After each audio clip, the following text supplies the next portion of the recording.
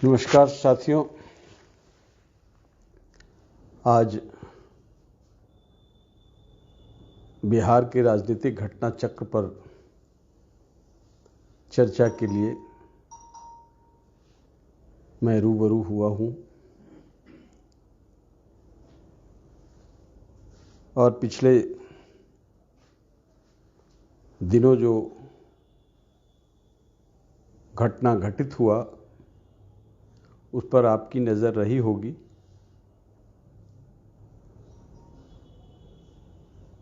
मैंने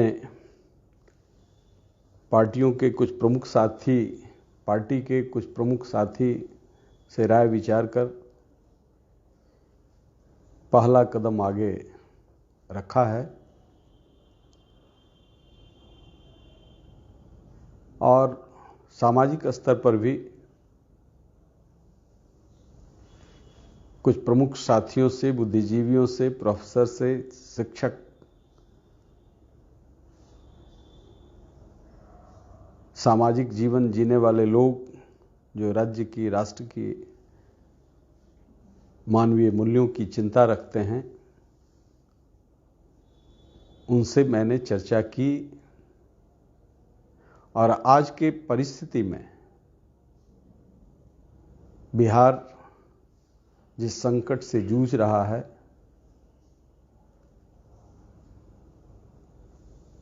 उससे उसे निकालने की आवश्यकता है। लेकिन इसमें कोई एक व्यक्ति, एक जमात ऐसा नहीं कर पाएगा। इसलिए आज मैं चर्चा कर रहा हूं कि इसके लिए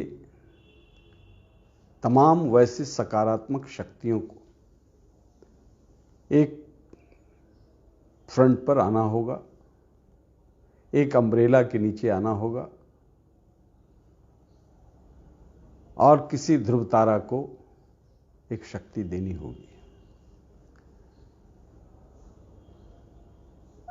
लोजपा लोक जनशक्ति पार्टी में जो घटना घटित हुआ,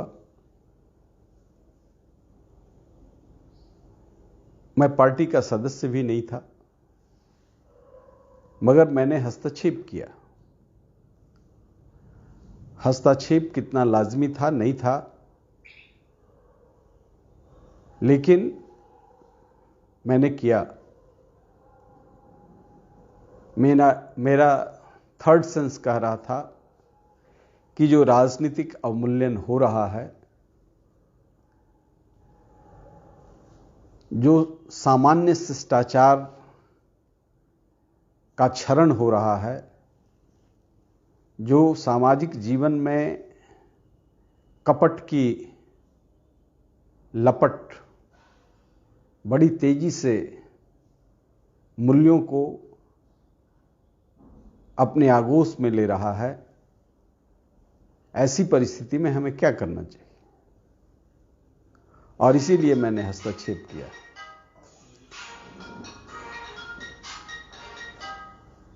और इसीलिए हमने हस्तक्षेप किया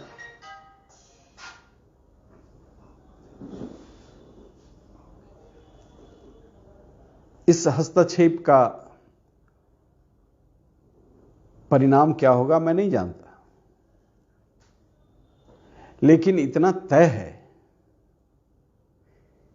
कि इससे जो इतिहास बनेगा, इसमें ईमानदारी से किसी चश्मे से देखने का प्रयास नौजवान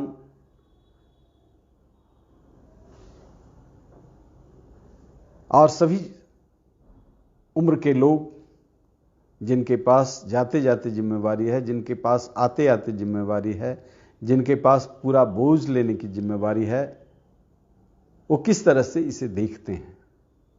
यह लोजपा की घटना नहीं है, यह एक सामान्य शिष्टाचार और मानवीय मूल्यों का प्रकटीकरण है कि ऐसे मूल्यों के लिए भी लोग लोकलाज छोड़ करके सत्ता के केंद्र के लिए, सत्ता के लिए, सत्ता की पिपासा, सत्ता की भूख मिटाने के लिए सारी मर्यादाओं को खंडित कर देंगे। तो हमें इसे देखना है, नौजवानों को देखना है। और आज इसलिए भी महत्वपूर्ण है कि सामाजिक न्याय के नाम पर 35 वर्षों में 15 वर्ष तो मैंने लड़ा, लेकिन आज जो स्थिति है ये एक गंभीर स्थिति है। और गंभीर स्थिति इसीलिए है कि हम सारे लोग अपनी नजर बंद कर लेते हैं घटनाओं से।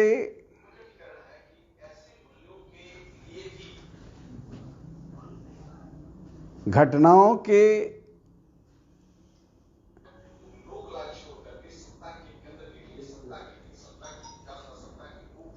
घटनाओं के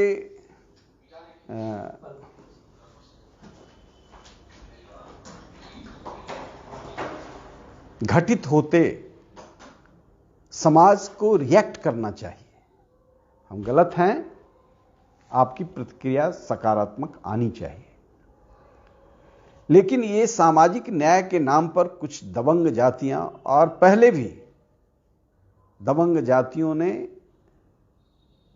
यहां के जिन दबंग जातियों ने अत्याचार किया, उसके नाम पर सामाजिक न्याय की दबंग जातियां आज सत्ता प्राप्त की। लेकिन सामाजिक चेतना के प्रबुद्ध लोग चुप बैठे हैं। घटनाएं हो रही हैं, घटित हो रही हैं, कुछ मिल नहीं रहा है। तो आज मैंने महसूस किया कि एक पढ़ा लिखा नौजवान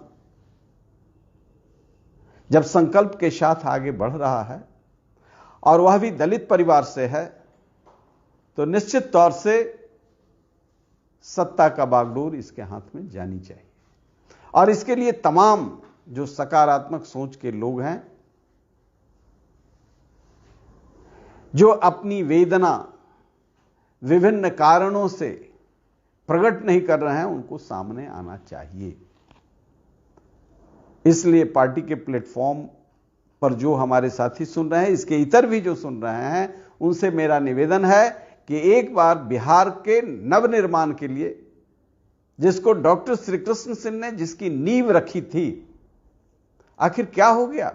Bihar was the second best governed state development में, सारे मानक में, लेकिन आज बिहार कहां खड़ा है?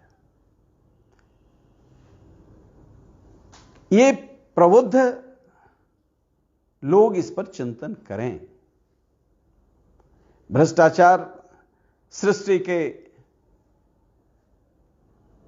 इंसेप्शन के समय से है, रहेगा भी, लेकिन भ्रष्टाचार ही भ्रष्टाचार रहेगा, शिष्टाचार सदाचार कहीं नहीं रहेगा, तो फिर हम दानव हो जाएंगे। अभी जो लोजपा की घटना हुई, यह दानवीय घटना है। हम लोगों के धर्म में, सनातन परंपरा में, हिंदू मैथोलॉजी में यह कहा गया है, साल माथ लगने पर ही बंटवारा भी होता है, भाइयों का झगड़ा हो। यहां तो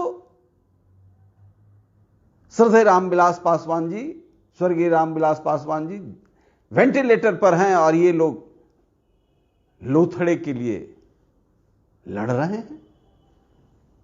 और ऐसे एक उभरता हुआ तेजस्विता रखने वाला शिक्षित रामविलास पासवान जी तो गरीबी गुर्बत में पढ़े बले, उस आदमी का पालन पोषण चिराग पासवान का अच्छे जगह से हुआ है, समझ है, गांव की गरीबी से लेकर के दुनिया में वैश्विक व्यवस्था से लूट की तंत्र को समझने की समझ है। ऐसे व्यक्ति को राजनीतिक रूप से मारने की साजिश हुई, और उस साजिश में परिवार के लोग लगे हुए। नीतीश कुमार जी ने तो यही काम किया है, जॉर्ज फर्नांडिस से शुरू किया, राजनीति में वैसे जो हमसे बड़े पुरोधे हैं उनको खत्म करो, और उनके जो जड़ में पानी देने वाले हैं उनको भी खत्म करो। उनका तो ये नियति है, इसलिए उनसे उम्मीद करने वाले जो लोग हैं सत्ता के गठजोड़ से उस बाई प्रॉक्सी सत्ता में बने हुए। मैं बार बार इस बात को कहता हूं, मुझे कहने में कहीं कोई संकोच नहीं है। मैंने पाप किया जो 15 साल अपनी जवानी लगाई उनके लिए, परिणाम निकला बालू दारू, अब तो ऑक्सीजन सिलेंडर, दवा। मौत जो हुई है, मौतें जो हुई हैं उसके आंकड़े छुपाए जा रहे हैं। पहले तो छाती पीट रहे थे, मैं ये कर दूंगा, नंबर वन। कुछ चाटुकारों को रख लिया है, भोगी संस्कृति के पोषक चाटुकारों ने नंबर वन बिहार। तो नीति आयोग ने, जो देश की सबसे बड़ी संस्था है, नीति आयोग ने विकास के मानक को नापने वाला, यूनाइटेड नेशन इसकी मॉनिटरिंग करता है, इसने कहा कि अंतिम स्थान पर है। हां, फर्स्ट है, नीचे से फर्स्ट तो हुए इस बार भी, लेकिन नीचे से फर्स्ट। अब ऐसे लोगों ने टुकड़े टुकड़े में जो विचार की शक्तियां हैं उसको मारने की साजिश, उसको बर्बाद करने की साजिश है, उसकी भ्रूण हत्या करने की साजिश है। तो क्या हम लोग चुप बैठे रहें? साथियों से निवेदन है कि इसमें चुप रहना, चुप बैठना, जो तटस्थ है उसका भी लिखा जाएगा इतिहास, दिनकर ने कहा है। तो दिनकर के वंशजों को भी मैं कहता हूं, एक कोई शर्मा जी ने फेसबुक पर लिखा, नाम मेरा नहीं लिया है लेकिन मेरे ओर इशारा था, कभी पप्पू यादव के साथ खड़ा, कभी चिराग पासवान के साथ खड़ा। इन लोगों को अपनी ताकत नहीं है। अपनी ताकत इस वंश को इसलिए नहीं है, डॉक्टर श्री कृष्ण सिंह पैदा इसलिए नहीं हो सकते हैं कि ऐसे ही चाटुकार दलाल किसी के इशारे पर कुछ न कुछ लिखते रहते हैं। मैं तो इस बात को इसलिए छाती ठोक करके कहता हूं कि मैं शुरू से आज तक डॉक्टर श्री कृष्ण सिंह ने जो किया, जो राजनारायण जी ने किया, उस परंपरा को आगे बढ़ाने की बात करता हूं। तुम मत दो साथ,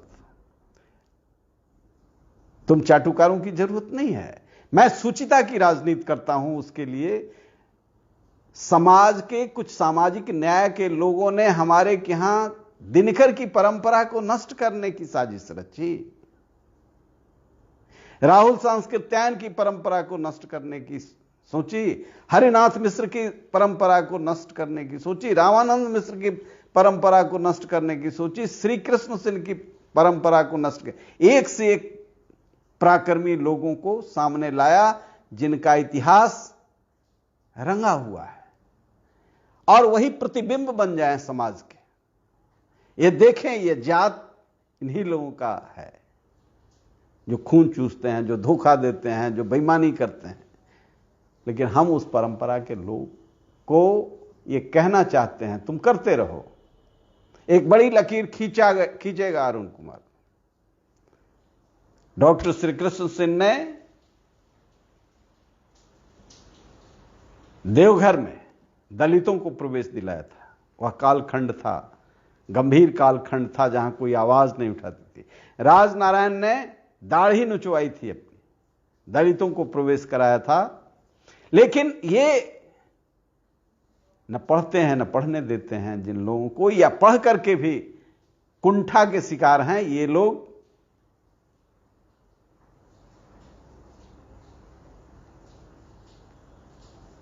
ये हालत पैदा करना चाहते हैं ताकि कोई पढ़ा लिखा आदमी, नौजवान आगे ना आए।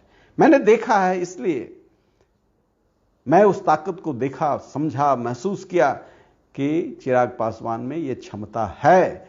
तो हम सारे संपूर्ण दलित समाज के लोगों को कहना चाहते हैं कि यह हथियार सत्ता का अपने हाथ में लो। हमारे जैसे लोग, हमारे समाज के जो डॉक्टर श्री कृष्ण सिंह के मानने वाले लोग हैं, राजनारायण के मानने वाले लोग हैं, तुम्हारे साथ पूरी ताकत से खड़े होंगे। और यही ललकार मैंने नीतीश कुमार को सत्ता में लाने में दिया था।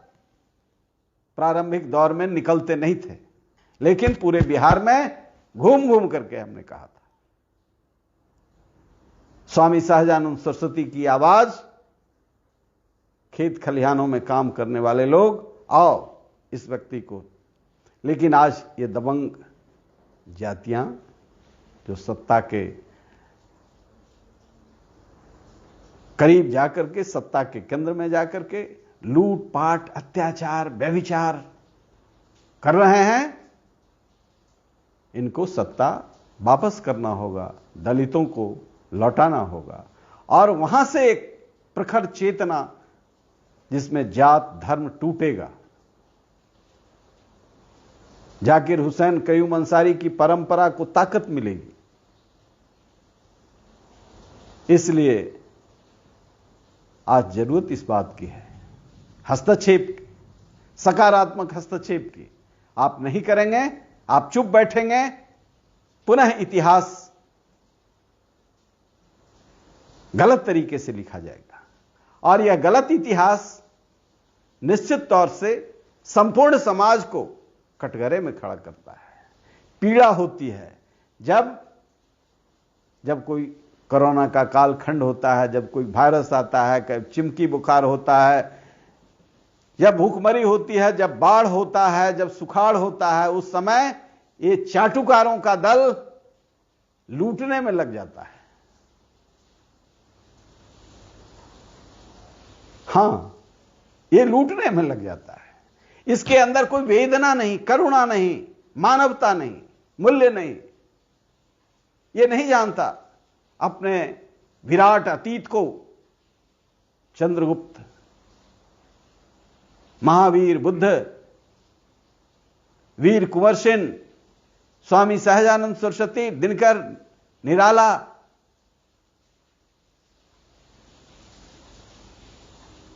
ये कालखंड, मोहनलाल महतो वियोगी,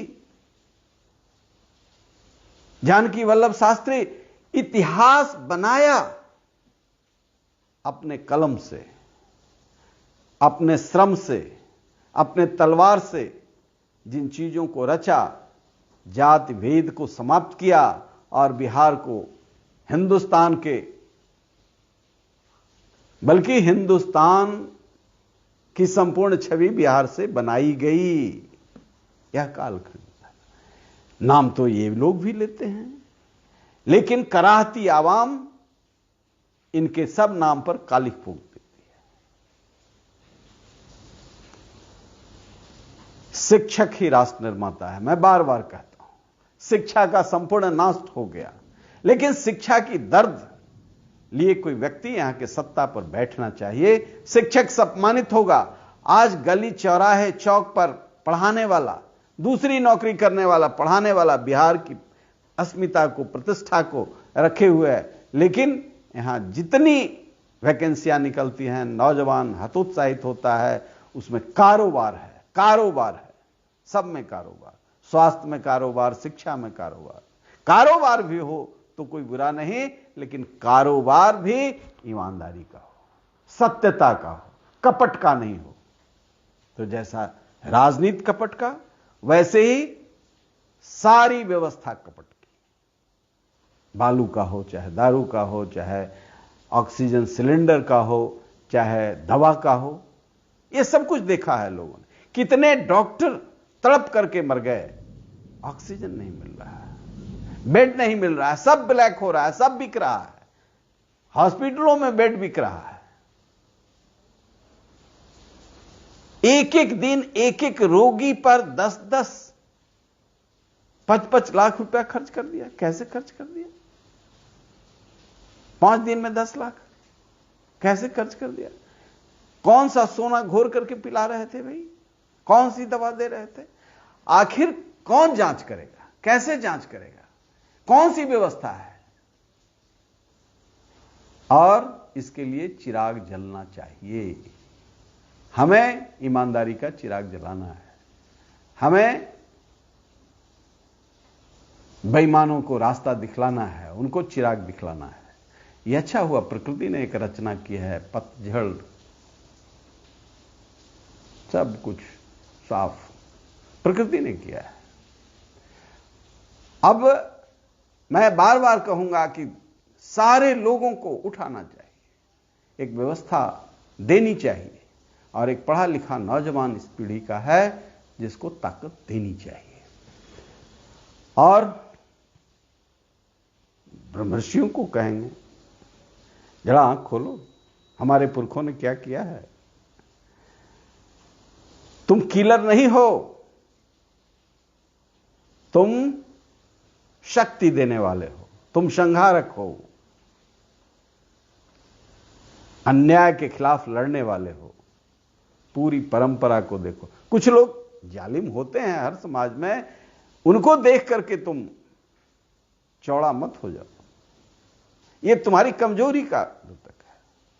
तुम बराबर वीर पुत्रों को देखो जिन्होंने इतिहास रचा है, अन्याय के खिलाफ, चाहे वो लक्ष्मीबाई हो, चाहे वीर कुंवर सिंह हो। तो जो हमारे पुरखों ने इतिहास रचा है, इसी बात के लिए आज आई। वो आएंगे नहीं, कर्पूरी जी आएंगे नहीं, लोहिया जी आएंगे नहीं, जयप्रकाश जी आएंगे नहीं, लेकिन जयप्रकाश के नाम पर देश को, राज्य को लूटा जाएगा और आप चुप बैठोगे। तो एक प्रयोग करो। हमने जीवन में कई प्रयोग किया, असफल प्रयोग किया, लेकिन ऐसा लगता है कि यह प्रयोग सफल होगा, जीवंत होगा, और यहां के नौजवानों को सारे अवसर खुलेंगे। हम जाते जाते एक ऐसा बिहार बनाएंगे जिसमें देश के अन्य राज्य फक्र करेंगे, या वही बिहार है, या वही बिहारी है जिसे कोरोना फर्स्ट में अपमानित होना पड़ा था, लाठी खाना पड़ा था, और रोटी रोटी के लिए मोहताज होना पड़ा था। आज बहुत लोग खुश हैं कि हमने दिवाली तक भोजन दे दिया है। अरे कितनी लाशें बिछ गई। भोजन तो देना आपका धर्म बनता है, इज्जत बचाने के लिए दे रहे हो, कौन देगा। लेकिन उसमें भी बहुत खेल है। कितने लोग मरे, आंकड़ा दबा दिया गया। माननीय उच्च न्यायालय ने नहीं होता तो आखिर हस्तक्षेप कौन करेगा। माननीय उच्च न्यायालय ने, पटना उच्च न्यायालय ने हस्तक्षेप किया तो रातों रात डबल हो गया, 4000 से 10,000 मौतें हो गई। लेकिन अनुमान है कि 70,000 के लगभग लोग में, कई लोगों का आया है कि पत्नी को, पति को हो गया, पत्नी मर गए, उनका कोरोना विधि से अंतिम संस्कार हुआ, लेकिन